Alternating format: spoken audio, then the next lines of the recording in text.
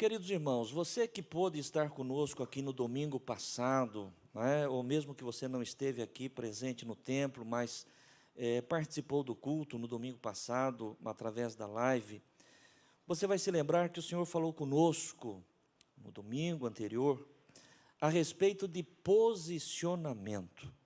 O Senhor tratou conosco sobre isso, um assunto tão importante, tão necessário, porque, de fato, nós, os filhos de Deus, temos que ter um posicionamento, e penso que todos nós temos. Já foi dito isso domingo passado, eu quero estar repetindo. Eu sempre parto do pressuposto que alguém que sai da sua casa, especialmente num domingo, e vem para uma igreja, e vem para um culto, trata-se de alguém que quer levar as coisas do Senhor com seriedade, com responsabilidade. Amém, irmãos? Ninguém vem à casa do Senhor para um passeio, para um lazer, nada disso. Quem vem, como eu e você estamos aqui, como você que está conosco através desta live, é porque, de fato, tem um compromisso com Deus e quer firmar cada vez mais este compromisso com o Senhor.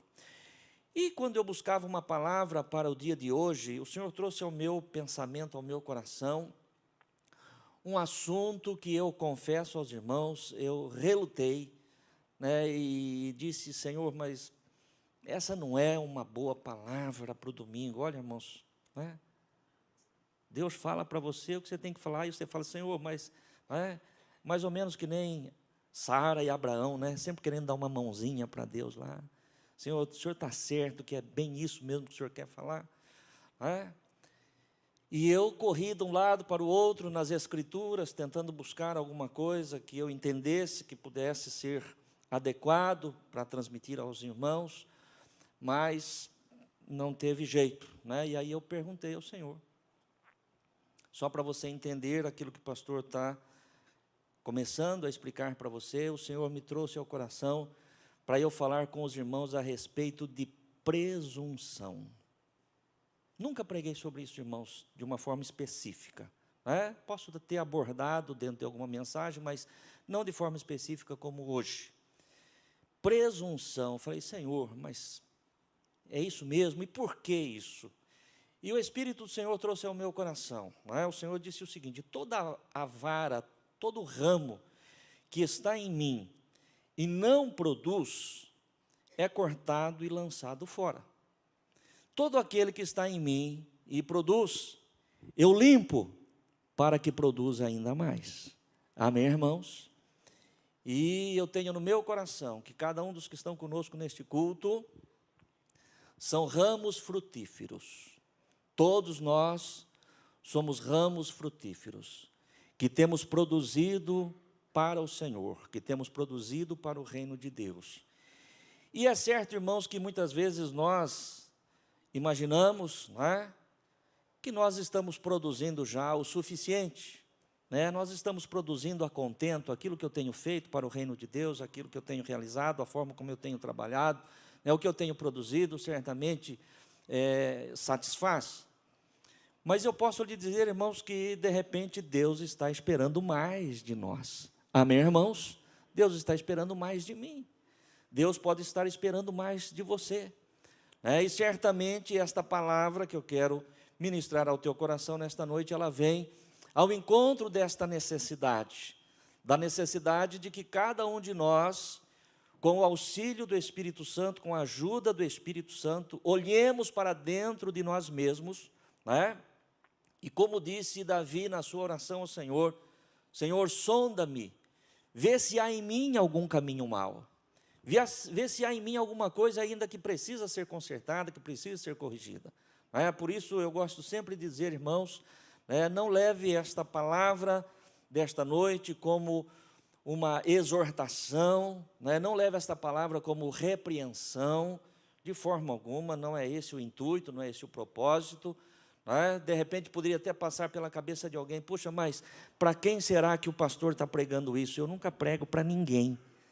O Espírito Santo prega para nós, o Espírito Santo fala para nós. Eu jamais iria utilizar o altar para mandar recado para quem quer que seja, pelo amor de Deus.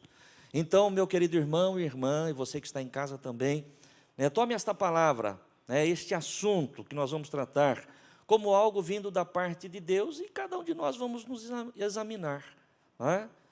Se houver alguma coisa dentro disto que Deus vai falar, que eu preciso consertar, eu quero consertar, porque com certeza Deus tem planos e propósitos, e os seus planos não são frustrados. Amém? Eu quero começar lendo com você um versículo que está na carta de Paulo aos Romanos, capítulo 12, versículo de número 3. Eu pedi para nós fazermos a leitura na versão NVI, né, não é a minha versão que eu costumo usar, então eu vou ler ali na projeção.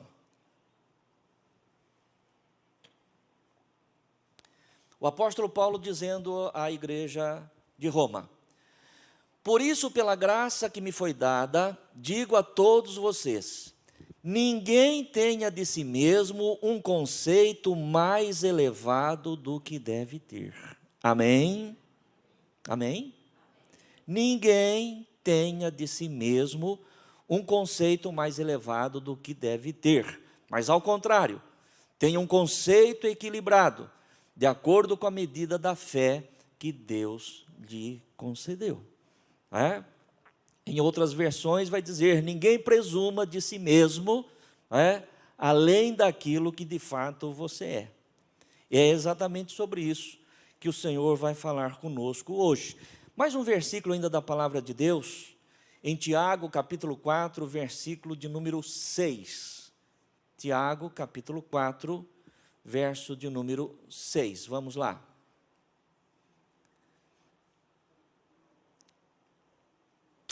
Diz o texto, antes, Tiago dizendo, antes da maior graça, portanto, diz, Deus resiste aos soberbos, vamos ler juntos? Dá, porém, graças aos humildes. Vamos ler todo o versículo, todos nós. Antes da maior graça, portanto, diz, Deus resiste aos soberbos, dá, porém, graças aos humildes. Deus resiste aos soberbos, Deus resiste aos presunçosos, Deus resiste aos orgulhosos, mas o texto sagrado diz que Ele dá graça aos humildes. Eu quero aqui, irmãos, como eu sempre gosto de fazer, trazer a definição, do que é presunção, para que a gente possa entender melhor aquilo que o Senhor vai falar. Presunção é o ato de presumir, ou seja, tirar uma conclusão baseada em indícios, dicas ou aparências. A presunção também pode ser o nome dado para o ato de vangloriar-se. Em outras palavras, presumir que é excepcionalmente bom em algo e orgulhar-se demasiadamente de suas aptidões ou qualidades. Isso é presunção. Achar que é bom demais em alguma coisa, em alguma área, em alguma coisa que faz, e vangloriar-se disso. Aquilo que eu costumo chamar de síndrome do Roberto Carlos. Esse cara sou eu. Esse cara sou eu. Esse cara aqui. E se nós não tomarmos cuidado com isso, irmãos, essa presunção, esse espírito de presunção, ele pode nos atacar em todas as áreas, em todos os setores, ambientes onde nós estamos inseridos, a partir da nossa própria casa, a partir do nosso próprio lar. Aquele marido que acha que ele é o cara. Se não for ele lá, a casa vira de ponta cabeça. Ninguém mais lá sabe nada, ninguém mais faz nada, ninguém mais controla nada, ninguém mais organiza nada, ele é o cara, o Robertão. Mas às vezes tem as Robertas também, né, irmãos? Às vezes tem a Roberta também, né? Se não for ela, mais ninguém. Coisa vira de ponta cabeça. Isso é presunção. E eu falei do lar, mas isso vale também para o ambiente de trabalho. No ambiente de trabalho é comum, às vezes, acontecer esse tipo de situação. Aliás, todos nós temos essa experiência que eu vou dizer agora, que a gente concorda e a gente ouve naturalmente, e não questiona absolutamente nada, mas que acaba não sendo a verdade. Você chega para qualquer pessoa, a respeito do seu trabalho, e você pergunta para ela, escuta, o que você faz lá na empresa?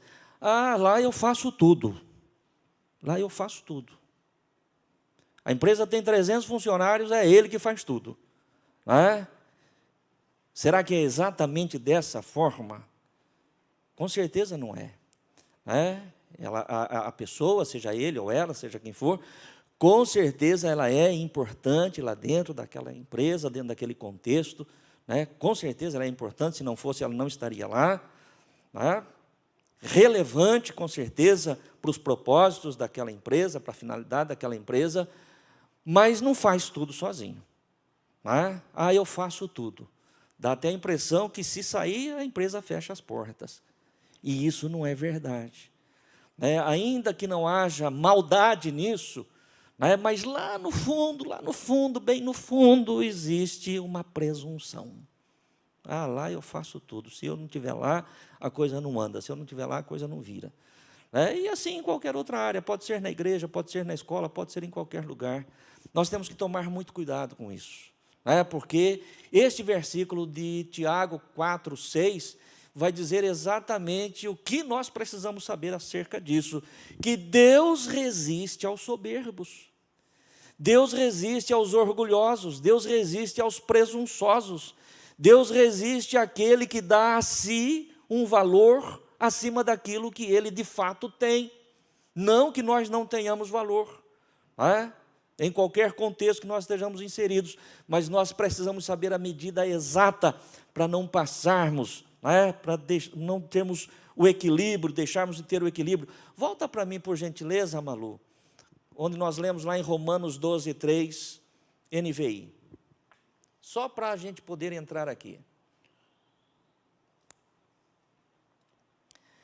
O que diz aí o texto? Ninguém tenha de si mesmo um conceito mais elevado do que deve ter. Você é um homem de Deus, você é uma mulher de Deus, você é uma pessoa de Deus, você é importante para Deus, você é importante para a sua família, você é importante na sua empresa, você é importante na igreja, você é importante na sociedade, mas não tenha de si mesmo um conceito mais elevado do que você deve ter. Ao contrário, tenha um conceito equilibrado de acordo com a medida da fé que Deus lhe concedeu. E quando o Senhor trouxe essa palavra, irmãos, e eu não consegui escapar dela, e eu já lhe falei, perguntei, Senhor, por que isso? E o Senhor me disse, olha, a vara que em mim não produz fruto é cortada e lançada fora, mas aquela que produz, eu procuro limpar, para que ela produza ainda mais. E o Senhor me trouxe ao coração alguns exemplos, poderíamos citar muitos, mas alguns exemplos dentro da palavra de Deus, de pessoas presunçosas, e qual foi o final, qual foi as consequências disso. E eu quero começar com a leitura de Daniel, capítulo 4, versículos 30 ao 33. Daniel, capítulo 4. Aqui, irmãos, vai falar de Nabucodonosor, rei da Babilônia. É um grande imperador de um grande império, o Império Babilônico. O texto vai dizer o seguinte: falou o rei e disse, não é esta a grande Babilônia que eu edifiquei para a casa real, com a força do meu poder e para a glória da minha magnificência? Volta anterior, por favor. Você percebe, irmãos? Você consegue enxergar aí a presunção? Você consegue enxergar aí a soberba de Nabucodonosor, o orgulho de Nabucodonosor? Ele saiu na porta do palácio, olhou para a imensidão, para a vastidão, ali do seu reino, e ele diz, não é esta a grande Babilônia que eu edifiquei para a casa real, com a força do meu poder e para a glória da minha magnificência. Vamos ver o verso 31. Ainda estava a palavra na boca do rei, quando caiu uma voz do céu: a ti se diz, ó rei Nabucodonosor, passou de ti o reino. Amém, irmãos? Segura esse verso aí. Amém? Nabucodonosor, você realmente é um grande imperador. Babilônia é um grande império. mas você só é o que você é, Babilônia só é o que é, porque eu permiti, e isso seria para a glória do meu nome, mas porque você não me glorificou, passará de ti o reino. Você entende, irmãos? Você pode fazer grandes coisas, e deve fazer grandes coisas. Nós devemos fazer grandes coisas, na vida pessoal, na vida profissional, ministerial, no reino de Deus, mas não importa onde seja, e devemos fazer sempre com a máxima excelência, contudo, sempre deve ser para a glória do nosso Deus. Ele tem que ser glorificado. Amém, igreja? Você deve ser um bom profissional na área que você atua, viu? Você deve ser um bom empresário. Se você é empresário, você deve ser um bom colaborador de uma empresa, se você é um colaborador. Você deve ser um bom diácono, se você é diácono. Você deve ser um bom músico, se você for um músico. Se você não tem nenhuma função específica na igreja, você tem que ser um bom crente. Precisa que eu seja um bom pastor, e assim por diante. Mas independente de onde eu e você estivermos, tudo tem que ser para a glória de Deus. Ainda estava a palavra na boca do rei, quando caiu uma voz do céu: a ti se diz, ó rei Nabucodonosor, passou de ti o reino. Verso 32. E serás tirado dentre os homens, e a tua morada será com os animais do campo. Far-te-ão comer erva como os bois, e passar-se-ão 7 tempos, 7 anos, sobre ti, até que conheças que o Altíssimo tem domínio sobre os reinos dos homens, e os dá a quem quer. Verso 33. Na mesma hora se cumpriu a palavra sobre Nabucodonosor, e foi tirado dentre os homens, e comia erva como os bois, e o seu corpo foi molhado do orvalho do céu, até que lhe cresceu pelo como as penas da águia, e as suas unhas como as das aves. Amém, igreja? Alguém que foi presunçoso, orgulhoso, soberbo, que não glorificou a Deus, achou que tudo era pela sua força, tudo era para a sua honra, tudo era para a sua glória. E a palavra do Senhor diz que Nabucodonosor entrou num processo de loucura, e por 7 anos comportou-se como um animal, e foi realmente para o campo, até que, passados 7 anos, você que conhece as Escrituras, ou você pode ler isso depois, lá em Daniel, você vai encontrar que o rei recobra o seu estado de consciência, o seu juízo perfeito, reconhece que há um Deus todo-poderoso que está no controle, glorifica o Senhor nosso Deus, e é restituído à sua posição de rei, de imperador da Babilônia. Amém, irmãos? Depois que ele reconheceu que realmente existe um Deus todo-poderoso que está no controle. Quero dar a você ainda mais um exemplo de alguém presunçoso, e qual foi o desfecho disso. Ester capítulo 6, nós vamos ler dos versículos 6 ao 10.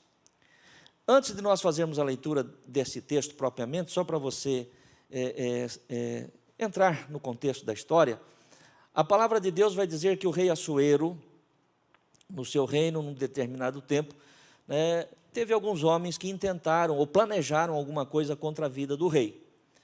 E Mardoqueu, que de contínuo ficava à porta da casa do rei, do palácio real, ouviu ali aquela conspiração, e através de Ester, que era a rainha, sua sobrinha, ele mandou mensagens ao rei dizendo: olha, existe 2 homens, 2 eunucos que estão intentando contra a tua vida. E o rei, apercebido disto, então avisado disto, tomou as providências e não sofreu nenhum dano, aqueles homens foram mortos, e o tempo passou. E a palavra de Deus vai dizer que uma certa noite o rei perde o sono e vai buscar nos registros das crônicas do seu reino, vai começar a ler, e ele encontra lá aquela passagem que um dia Mardoqueu, o judeu, tinha feito isto, tinha avisado ele a respeito daquela conspiração, e no dia seguinte ele chama os seus ministros, as pessoas mais próximas, e diz: escuta, aquele episódio que aconteceu comigo, quando intentaram contra a minha vida, que eu fui avisado através de Mardoqueu, o que é que foi feito para aquele Mardoqueu? Que recompensa foi dada àquele homem? E disseram, não foi feito nada, não foi feito nada, simplesmente foi dada a notícia, o rei se livrou, mas para Mardoqueu não se fizeram nada. E tinha um homem, este homem que nós vamos ler no texto, chamado Amã, ministro do rei Assuero, e ele tinha um ódio mortal dos judeus, principalmente de Mardoqueu, que não se inclinava perante ele, a ponto dele convencer o rei a assinar um decreto para exterminar com todos os judeus. E é isso que tinha acontecido, e ele mandou fazer uma forca, Amã manda fazer uma forca na sua casa para matar Mardoqueu enforcado no dia determinado. O rei levanta pela manhã, conforme já dissemos, com aquilo na cabeça, querendo saber o que é que tinha sido feito por Mardoqueu, quando de repente a palavra de Deus diz que Amã ele vai entrar no palácio. É aí que nós começamos a leitura.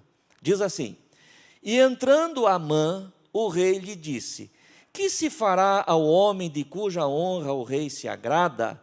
Então Amã disse no seu coração: de quem se agradará o rei para lhe fazer honra mais do que a mim?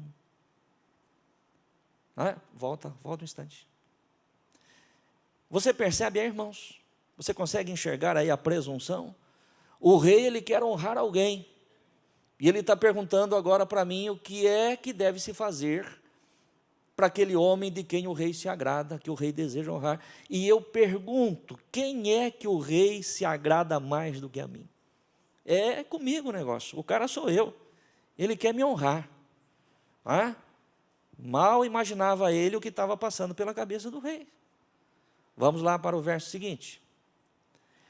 Pelo que disse Amã ao rei: quanto ao homem de cuja honra o rei se agrada, verso 8, traga a veste real de que o rei se costuma vestir, monte também o cavalo em que o rei costuma andar montado, e ponha-se-lhe a coroa real na sua cabeça. Verso 9. Entregue-se a veste e o cavalo à mão de um dos príncipes do rei, dos maiores senhores, e vistam dele aquele homem de cuja honra se agrada. E levam-no a cavalo pelas ruas da cidade, e apregoe-se diante dele. Assim se fará o homem de cuja honra o rei se agrada. Verso 10. Então disse o rei a Amã: apressa-te, toma a veste e o cavalo, como disseste, e faze assim para com o judeu Mardoqueu, que está assentado à porta do rei, e coisa nenhuma deixes cair de tudo quanto disseste. Amém, irmãos? Você veja aqui a recompensa do presunçoso, a recompensa do orgulhoso, para aquele Mardoqueu, que ele detestava, que ele odiava, a quem ele planejou a morte, para quem inclusive ele mandou fazer uma forca. Ele chega para o rei de manhã cedo, o rei fala: escuta, Amã, o que é que você acha que deve fazer por alguém de quem o rei se agrada? Rei, eu acho que você tem que pegar as tuas vestes reais, a coroa que o rei usa, o cavalo do rei, vestir este homem, pega o melhor dos senhores, dos príncipes aqui do teu reino, e faça com que leve este homem montado sobre o cavalo, e este vai apregoando. Isto se faz o rei com quem ele se agrada. Esperando que isso fosse acontecer com quem? Com ele. E aí, quando o rei Assuero ouviu a proposta de Amã, o seu ministro, disse: Amã, gostei. Não tinha proposta melhor para você fazer. É isso mesmo, faça isso com o judeu Mardoqueu, e você vai levar ele, e não deixe passar nenhuma palavra daquilo que você sugeriu. Amém, irmãos? Amém? E quem conhece a história já sabe, que no final, a coisa mudou de tal maneira, que aquela forca que Amã havia feito para matar Mardoqueu, Amã, morreu naquela própria forca. Então, irmãos, a palavra do Senhor, lá em Tiago, nós lemos que o Senhor resiste aos soberbos e dá graça aos humildes. Senhor resiste aos soberbos, mas o Senhor dá graça aos humildes. Portanto, vale a pena, não é? Nós diminuirmos, nós abaixarmos, é necessário. Amém, igreja? É necessário. Né? Se nós formos falar a respeito de humildade, vamos falar a respeito de humildade, mas se nós formos tomar um exemplo de humildade, não tem ninguém maior do que o Senhor Jesus, ou melhor do que o Senhor Jesus, para nos ensinar sobre todas as coisas, né? E especialmente a respeito de humildade. Ele foi o mais humilde dentre os homens, né? Ele foi o mais humilde dentre os homens. O Senhor Jesus Cristo, na celebração da última Páscoa com os seus discípulos, a palavra de Deus diz que ele se cinge de uma toalha, toma uma bacia com água e lava os pés dos discípulos. E diz, olha, vocês me chamam de Senhor e Mestre, e fazem bem porque eu sou exatamente isso. Eu sou o Senhor e sou o Mestre, mas eu fiz isso para vocês ensinar, para lhes ensinar, eu fiz isso para vos dar o exemplo. Façam vocês também. Amém, irmãos? Amém? O Rei dos Reis, o Senhor do Senhor, se inclinou. O Senhor Jesus, ensinando a respeito de humildade, ele, um certo dia, diz o seguinte, olha, se vocês chegarem em uma festa, né, se vocês chegarem em uma cerimônia, em algum lugar assim, não procure os primeiros assentos daquele lugar, porque pode ser que chegue alguém mais honrado do que você, a quem o Senhor daquela festa queira colocar nos primeiros assentos, e ele vai pedir para você sair e sentar mais para trás. Então, a hora que você chegar, você procure já um lugar mais discreto, e se o Senhor daquela festa quiser te honrar, naquele momento, naquela cerimônia, enfim, ele vai te chamar e vai te oferecer os primeiros assentos, ainda que você seja honrado, ainda que você seja uma pessoa que mereça a honra. Mas vale a pena, meu querido irmão e irmã, nós abaixarmos um pouquinho, nós diminuirmos um pouquinho, porque a palavra de Deus, já dissemos e repetimos, o Senhor resiste ao soberbo, mas o Senhor dá graça aos humildes.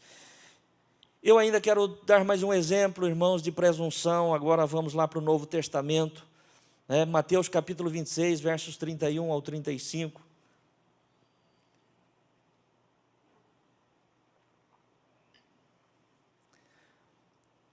Aqui nesse texto, irmãos, nós vamos ver que Jesus está nos seus últimos momentos com seus discípulos, suas últimas horas, e ele prepara os seus discípulos para aquilo que iria acontecer logo em seguida. Jesus seria preso, julgado, Jesus seria crucificado, e por conta disso, Jesus seria abandonado por todos os seus discípulos. Jesus está dizendo para eles o que é que iria acontecer. Vamos ver o que diz aqui.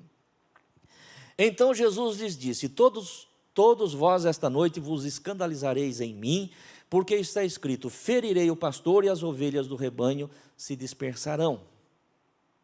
Seguinte, mas depois de eu ressuscitar, irei adiante de vós para a Galileia.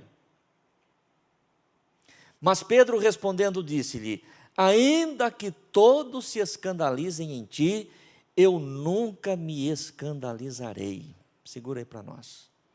Jesus falou, olha, vai acontecer assim, assim, assim, vocês vão se escandalizar, vocês vão temer pelas suas próprias vidas, vocês vão fugir, vocês vão me abandonar, porque está escrito, ferirei o pastor e o rebanho se dispersará.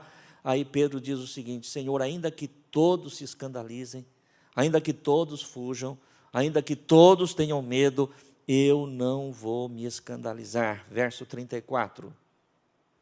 Disse-lhe Jesus, em verdade te digo que nesta mesma noite, antes que o galo cante, 3 vezes me negarás. Verso 35. Disse-lhe Pedro, ainda que me seja necessário morrer contigo, não te negarei. E os discípulos, e todos os discípulos disseram o mesmo. Veja bem, irmãos, Senhor, pode contar comigo, Senhor, viu? Pode contar comigo, ainda que todos te neguem, ainda que todos fujam, Senhor, se for preciso eu morrer contigo, pode contar comigo, se não ficar mais ninguém, Senhor, o Senhor vai ter contigo, que sou eu. Pedro, em verdade eu te digo que ainda hoje, antes que o galo cante, 3 vezes você vai me negar. E aí a palavra de Deus prossegue, você conhece a história. Jesus é preso, Jesus é julgado, é levado a julgamento, né? Naquela madrugada fria, estava lá algumas pessoas em volta de uma fogueira, e Pedro estava ali se aquentando também. Passa uma criada, olha para ele e fala: escuta, você é um deles lá, né? Você é galileu, a tua fala te denuncia. Não sei do que está falando, não conheço esse homem. Passa um outro, olha para Pedro: ah, você também é um daqueles que estava lá com o galileu, né? Não sei quem é esse homem, não conheço. Aí vem uma terceira pessoa, repete mais ou menos as mesmas palavras, e a resposta de Pedro é a mesma, e o galo canta. E a hora que o galo canta, os olhos de Pedro se cruzam com os olhos de Jesus. Jesus só olhou para ele: Pedro, eu te falei, se não for a minha graça, Pedro, se não for a minha bondade, meu querido irmão e irmã, por que é que você serve a Deus? Por que é que nós servimos a Deus? Porque eu me determinei a servir a Deus, eu me entreguei a Jesus. Isso é verdade também, mas se não for a graça do Senhor nos sustentar, irmãos, nós não damos um passo. Amém, irmãos? Nós não temos nada de bom em nós mesmos, irmãos, nada, absolutamente nada. Viu, não confie na tua carne, não. Viu, não confie na tua vontade, não, ainda que ela possa até ser verdadeira, porque eu creio que Pedro era verdadeiro naquilo que ele estava dizendo, irmãos. Pedro, ele não estava ali inventando uma história, não, ele tinha no seu coração o desejo de realmente permanecer com o Senhor até o fim, mas na hora da pressão, né, ele temeu pela sua própria vida e falou: não sei quem é esse homem, não conheço esse homem.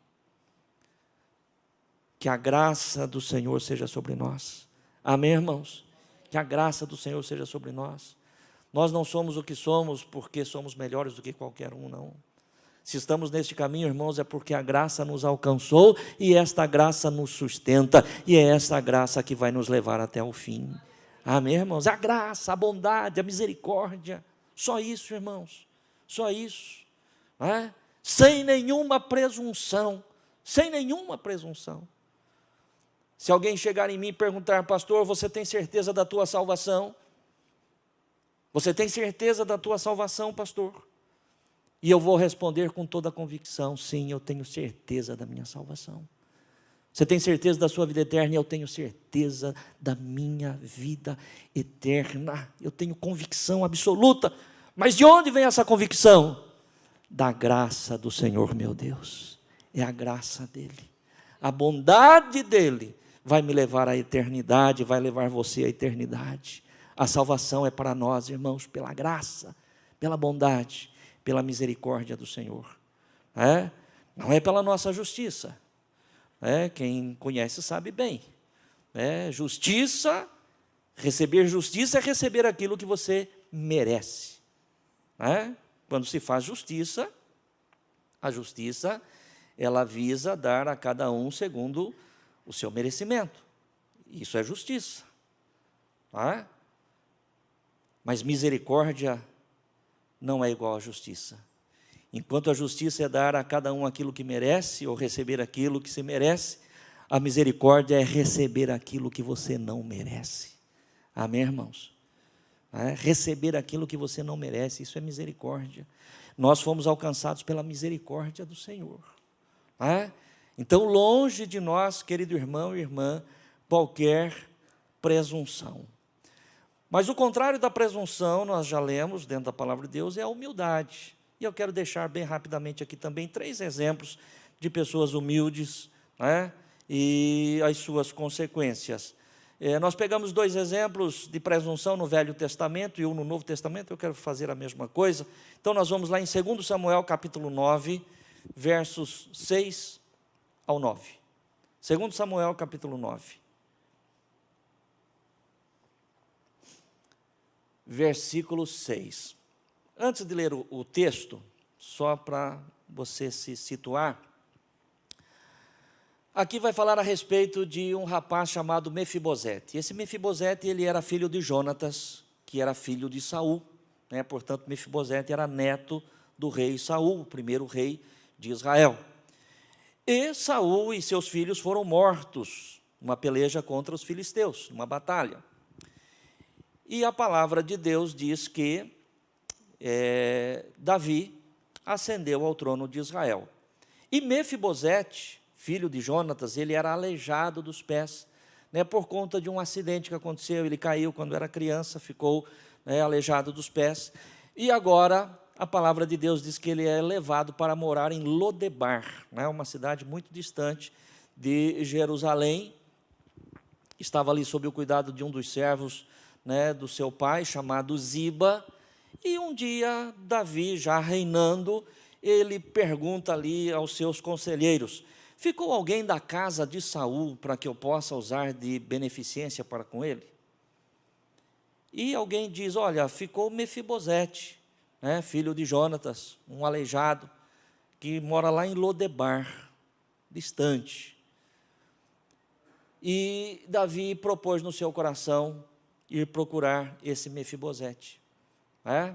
Só que Mefibosete, como era o costume na época, não exatamente em Israel, porque era o início, né, da monarquia em Israel, mas as outras nações, sempre que um rei caía, sempre que um rei era deposto, sempre que um rei morria, o rei que sucedia, se não fosse da própria linhagem, tentava matar todos aqueles que tinham da família, para que ninguém viesse tentar de alguma forma usurpar o trono.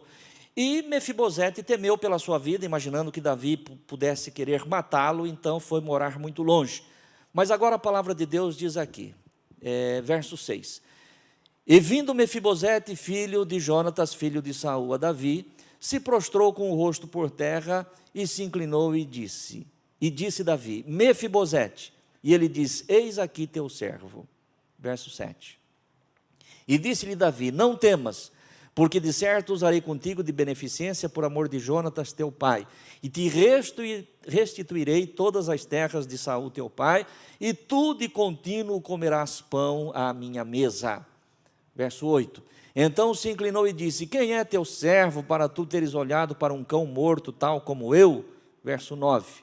Então chamou Davi a Ziba, moço de Saul, e disse-lhe: tudo o que pertencia a Saul e de toda a sua casa tenho dado ao filho de teu senhor.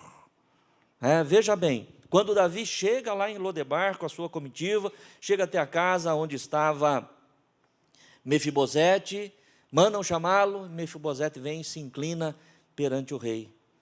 E Davi diz a ele: Mefibosete, não tenha medo, eu não vou te fazer nenhum mal, não vim aqui para matá-lo, eu vim aqui porque eu quero usar de beneficência contigo por amor de teu pai, Jonatas, com quem eu fiz uma aliança. Você vai comigo para Jerusalém, você vai comigo para o palácio, você será cuidado lá, eu vou restituir para a tua família, né, tudo aquilo que pertenceu a Jonatas, tudo aquilo que pertenceu a Saul. E aí a palavra de Deus diz que Mefibosete se inclina e diz: quem sou eu? Um cão morto para que o Senhor olhe para mim? Que mereço eu?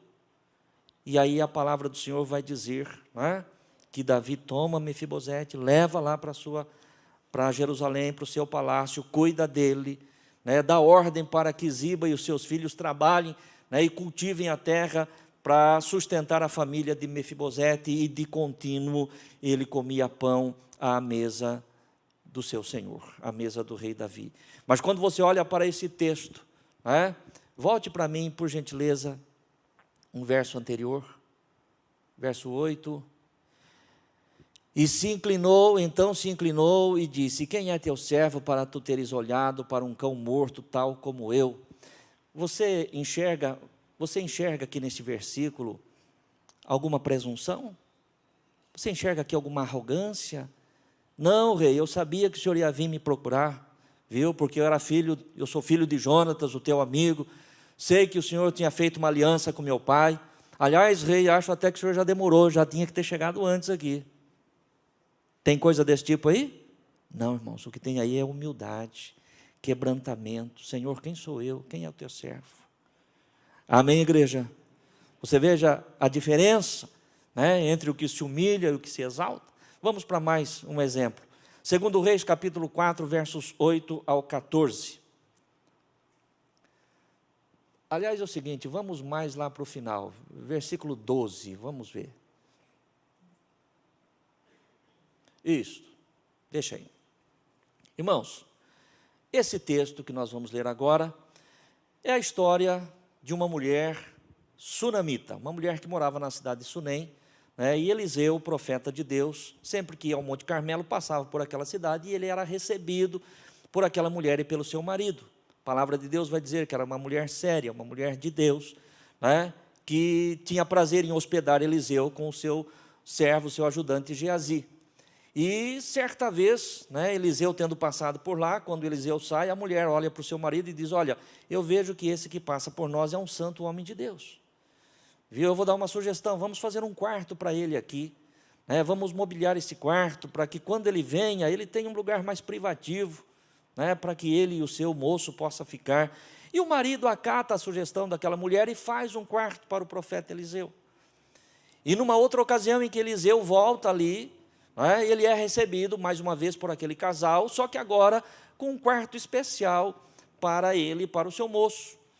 E a palavra de Deus diz que Eliseu, né, tocado por aquele gesto, por aquele ato daquele casal, tenta a fazer alguma coisa, né?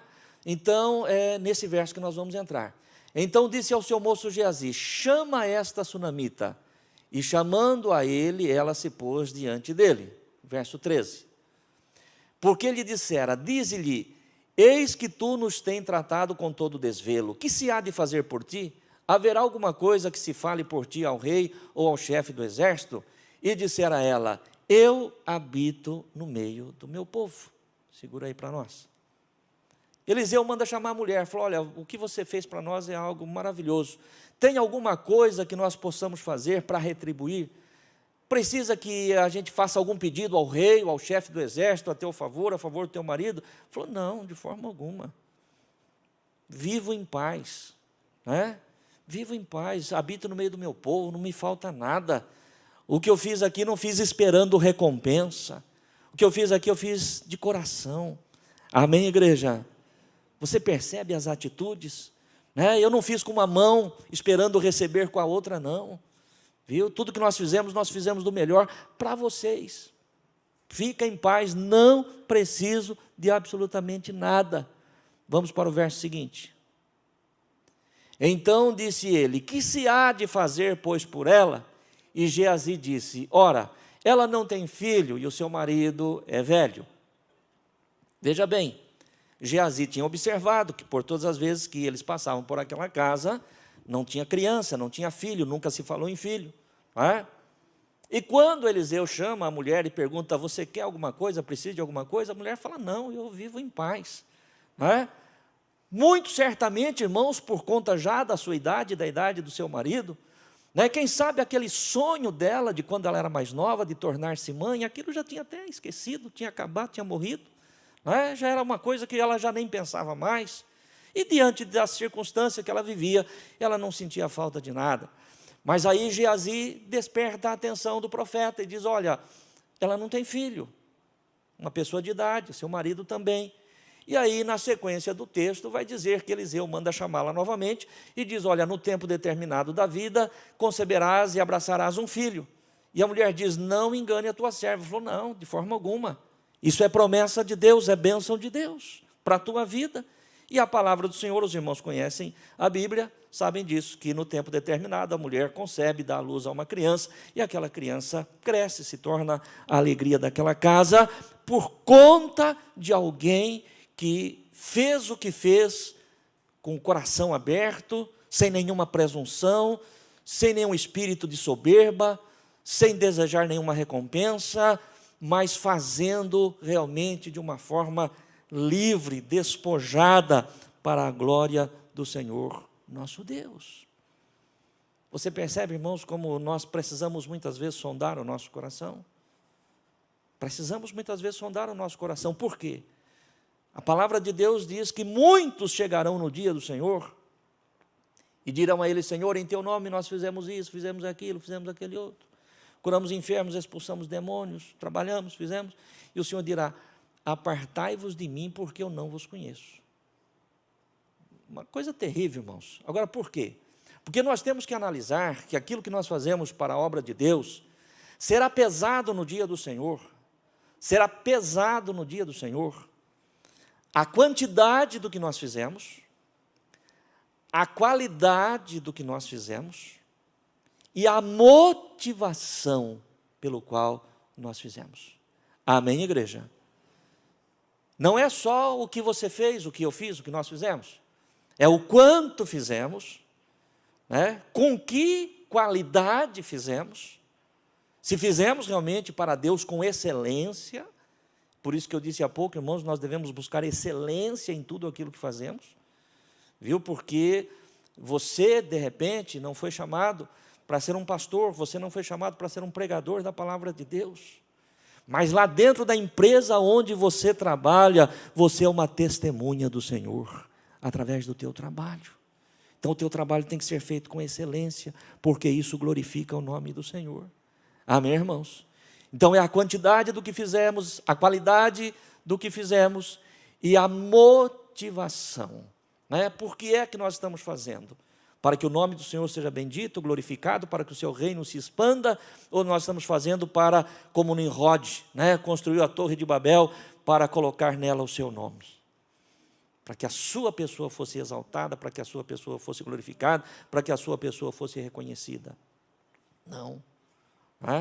Então nós precisamos sondar o nosso coração, porque o Senhor quer que nós continuemos produzindo cada vez mais, e para isso, irmãos, o Senhor vai nos limpando, através do seu Espírito Santo, né, para que a nossa vida seja vivida inteiramente para a glória dEle.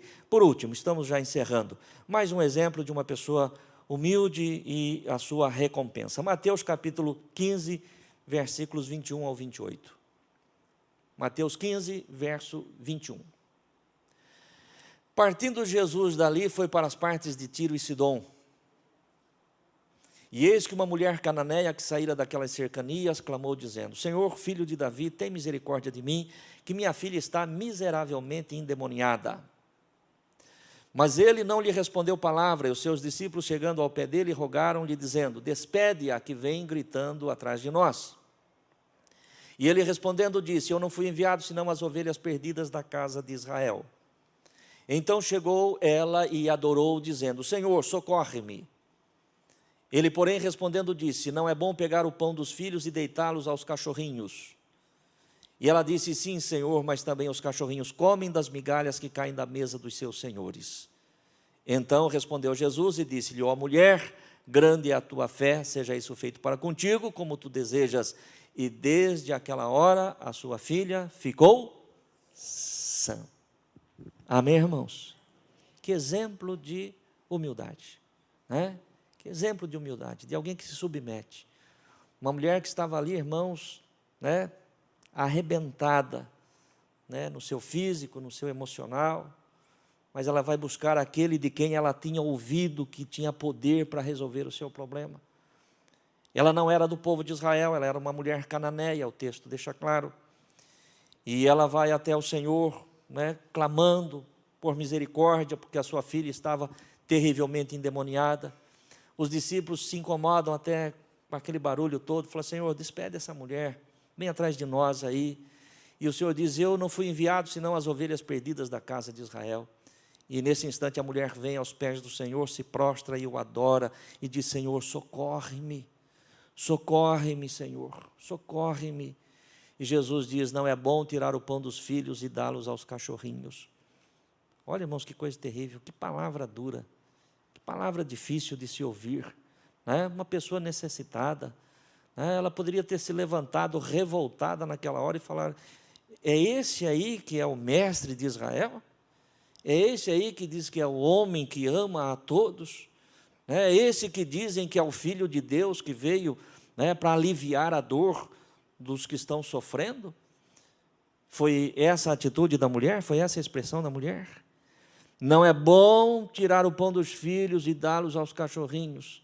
Sim, Senhor, é verdade. Mas os cachorrinhos também comem das migalhas que caem da mesa do seu Senhor. Ela falou: Senhor, não precisa dar um pão inteiro, não, Senhor. Só a migalha. A migalha é suficiente. Só a migalha, Senhor, será o suficiente para aliviar a minha dor e o sofrimento da minha filha.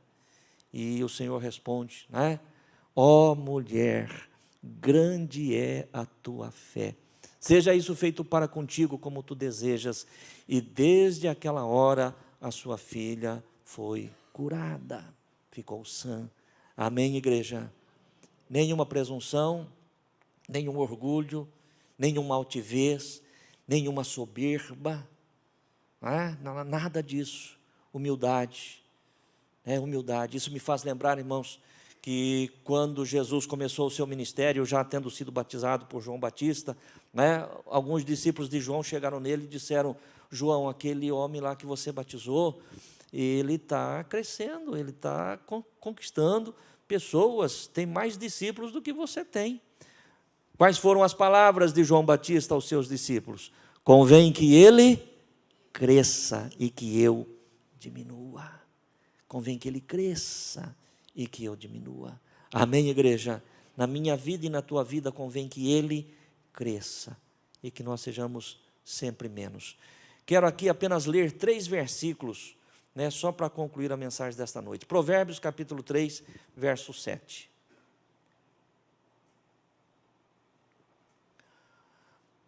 Provérbios capítulo 3, versículo 7 diz: não seja sábio aos teus próprios olhos, teme ao Senhor e aparta-te do mal. Não sejas sábio aos teus próprios olhos. Vamos lá, mais um texto. Provérbios capítulo 12, versículo 9. Esse versículo aqui é tremendo, irmãos. Provérbios 12, 9. Melhor é o que se estima em pouco e tem servos, do que o que se honra a si mesmo e tem falta de pão. Vamos ler juntos? Todos nós? Vamos lá? Melhor é o que se estima em pouco e tem servos, do que o que se honra a si mesmo e tem falta de pão. É melhor que ninguém saiba nada a respeito de você. Quem que é? Nem sei. Não aparece.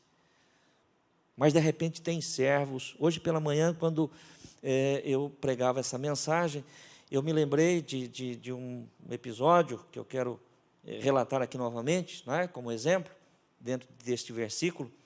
Quando eu morava em Areiópolis, e certamente muitos dos irmãos aqui também conhecem, bem próximo ali da cidade de Areiópolis tem um posto de gasolina, uma churrascaria. E lá naquele tempo que eu morava lá, coisa de 30 anos atrás, o dono daquele posto era o seu Moacir, um posto grande, muito movimentado, muitos caminhoneiros paravam ali, uma churrascaria movimentada. Nós temos o Lucas, inclusive, que está aqui, que era de Areiópolis, outros irmãos que eram de Areiópolis. Mas era interessante, porque você chegava lá naquele posto e, de repente, vinha um frentista lá para te atender, e quem não conhecia, não sabia que aquele frentista era o seu Moacir, o dono do posto. Porque ele se vestia como frentista, atendia como frentista. Quem o conhecia já sabia que ele era o dono de tudo aquilo lá. Mas quem não conhecia, chegava lá, o seu Moacir em cima do para-choque de caminhão, com uma vassoura de pelo na mão, lavando o para-brisa do caminhão, jogando água. E tinha o gerente do posto, que eu não me lembro agora o seu nome, que trabalhava lá, que gerenciava tudo aquilo lá. Um senhor muito bem postado, muito bem vestido, sem nenhum problema. Ele era o gerente do posto. E quando ele saía lá de dentro do escritório, quem não conhecia achava que ele era o dono. E quem não conhecia o seu Moacir achava que ele era o frentista. Melhor é o que se estima em pouco e tem servos, do que o que se honra a si mesmo e tem falta de pão.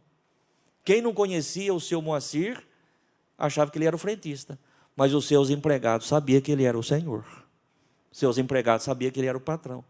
Podia brincar com qualquer outro frentista lá, mas com ele a conversa era diferente. Amém, igreja? Eu acho que isso é muito importante. Vamos lá, encerrando.